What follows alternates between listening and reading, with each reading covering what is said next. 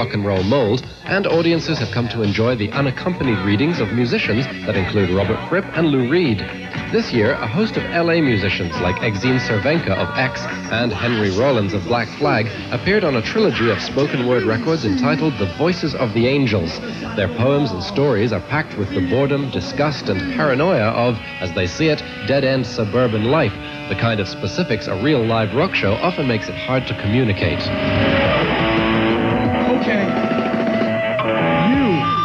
You, right there, just kicked me in my mouth, so be careful, please.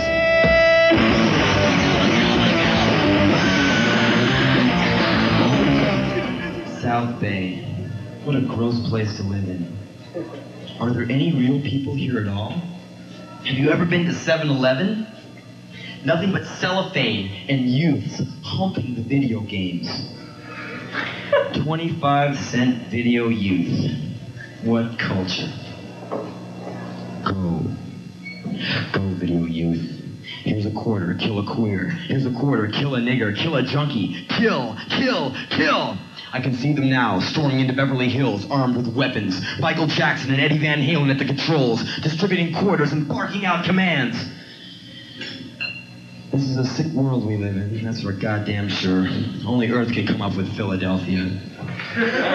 The way I perform, I think I get my thing across. I mean, it's a very physical and emotional performance with Black Flag, and yeah, that's what I'm talking about with Black Flag. And you don't necessarily need to hear the words. I mean, I'm very much into everyone hearing every word I say, because that's, you don't sing for nothing. I sing for me to hear it and for you to hear it. But it's like, to me, it's like a dog coming up to you and whining or barking or something. You don't understand what the dog's saying, but you can catch the drift.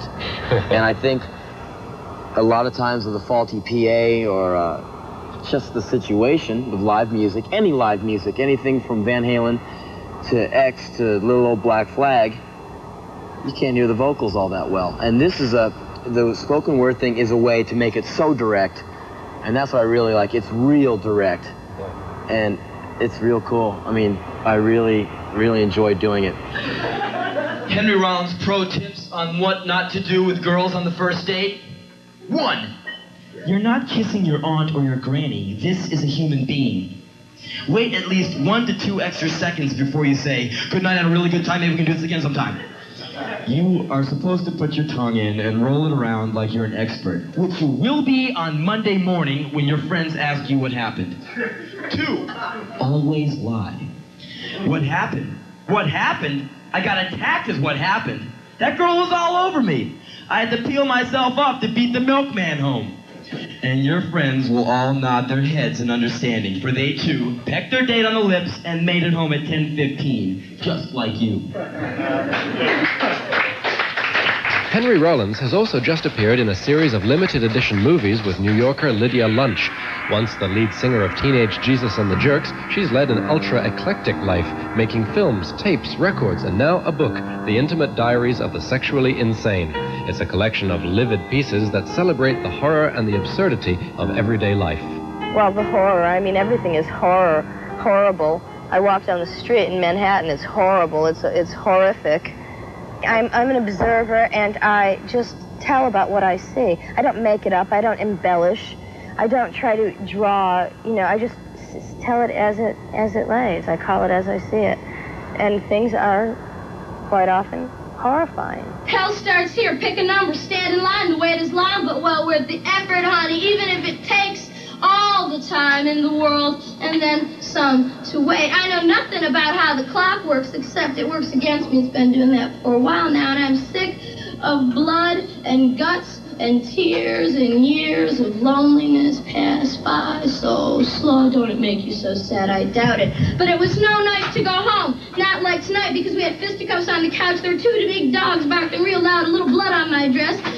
Life falls out of the bottom of my cup and leaves a nasty stain down the front of me undressed. Yes, I laid in a pool of red. No, he didn't mean it to happen, but maybe he couldn't help himself. He didn't know his own strength. They never did. But he took one more look at the mirror and like limbs gone berserk, he broke. Break he up, he who break down.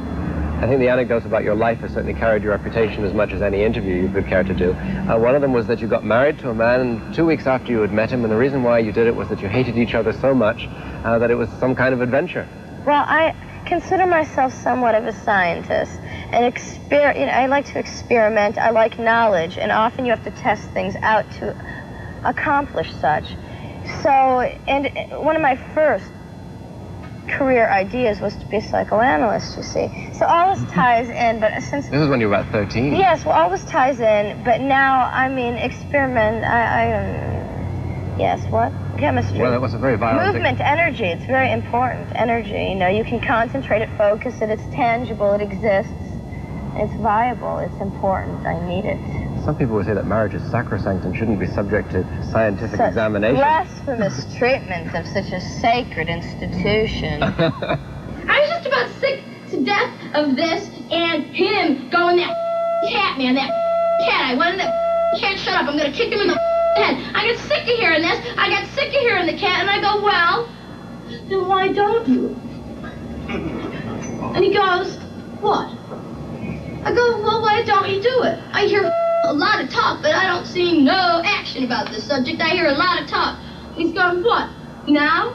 I'm going, yeah, now, all daddy big in the pants. You know, mister, I'm going to show him who's king of the junkyard. I go, stomp the bastard. What are you waiting for? And he's, you know, and suddenly I see this. He's gone, Romeo! I go, man, just pick the cat up. Done with that Romeo. Can't stand this now. Just pick him up. There was this old bum named Crazy Paul. I've known him since I was about 5. One morning I saw him in the park next to the pet shop on Wisconsin Avenue. His nose was broken, both eyes were beaten in, and his head was bandaged. He had a fresh cut on his arm. Fresh cast on his arm, sorry. Some men had come in the night and beaten him. He saw me and he started to cry. He said, why did they do this to me? What did I do? I didn't know what to say to him. About a year later, I was sitting with him in the same park, and he said to me, I wanted to be a dancer, but I could never scrape the shit off my boots. I've been writing ever since.